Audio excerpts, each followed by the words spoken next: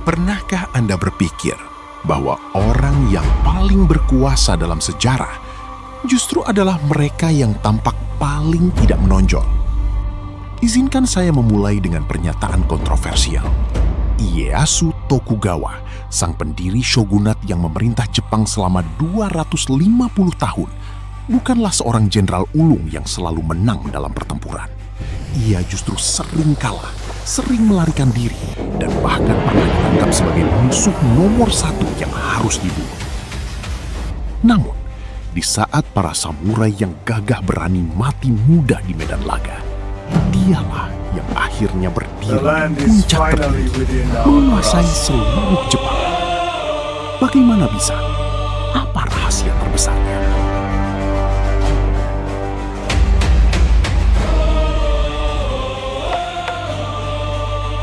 Bayangkan sebuah permainan catur raksasa yang berlangsung selama puluhan tahun, di mana setiap langkah yang salah berarti kematian.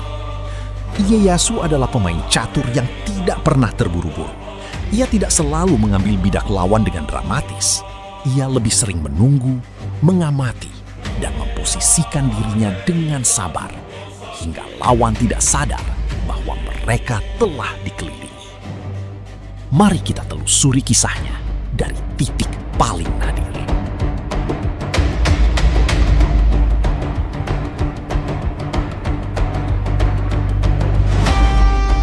Bayangkan, tumbuh besar di benteng musuh.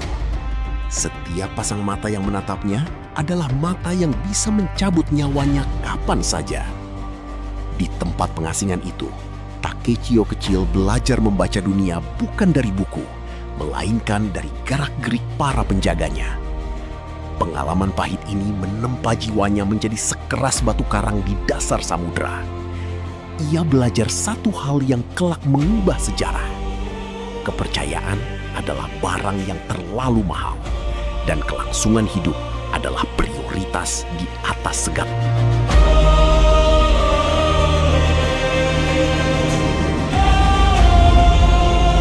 Ketika dewasa, ia membangun kekuatannya di wilayah Mikawa.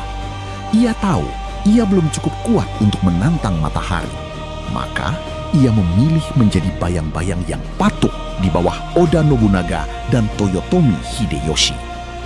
Namun, takdir menuntut bayaran yang sangat mahal untuk sebuah kesabaran. Ketika sekutunya, Oda Nobunaga, mencurigai bahwa istri dan anak sulung Ieyasu melakukan pengkhianatan rahasia, Nobunaga memberikan satu perintah mutlak: eksekusi mereka berdua atau klanmu hancur.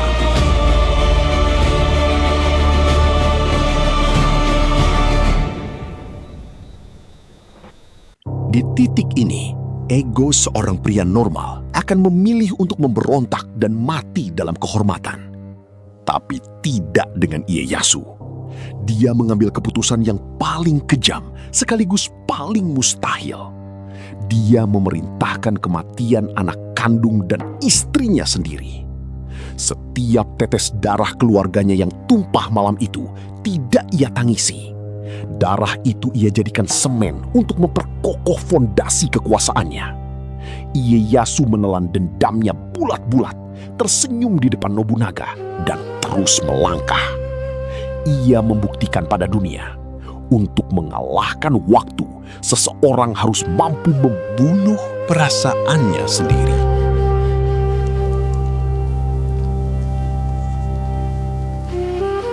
Tahun 1600, waktu yang ditunggunya selama setengah abad akhirnya tiba. Di lembah Sekigahara yang berkabut, dua samudera baja bertemu. Pasukan timur yang dipimpin Ieyasu berhadapan langsung dengan rival terberatnya, Ishida Mitsunari dari pasukan barat. Ini adalah pertempuran yang akan menentukan siapa pemilik sah atas tanah Jepang. Namun, perhatikan ini.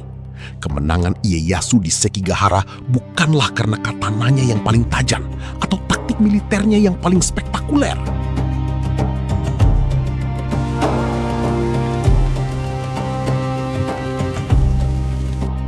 Ieyasu telah memenangkan pertempuran ini jauh sebelum panah pertama dilepaskan.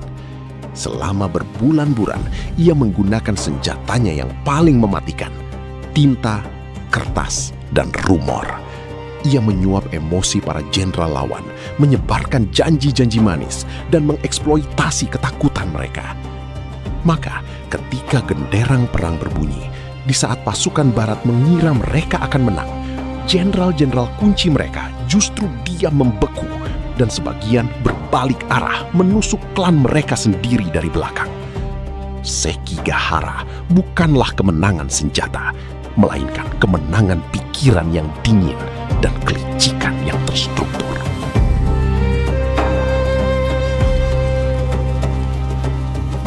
Setelah Sekigahara, Ieyasu mendirikan Shogunat Tokugawa di Edo, yang kini kita kenal sebagai Tokyo. Melalui sistem cerdik seperti Sankin Kotai, ia berhasil menjinakkan para daimyo pemberontak tanpa perlu menumpahkan darah lagi.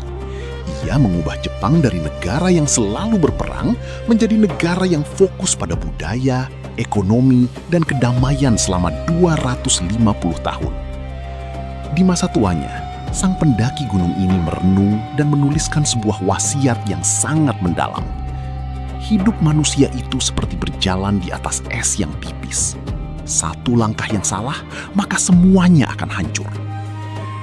Ia membuktikan kepada kita semua bahwa dengan kesabaran, strategi yang matang, dan visi jangka panjang, bahkan orang yang awalnya tampak biasa-biasa saja dan sering dijadikan sandera, bisa mengubah arah sejarah dunia.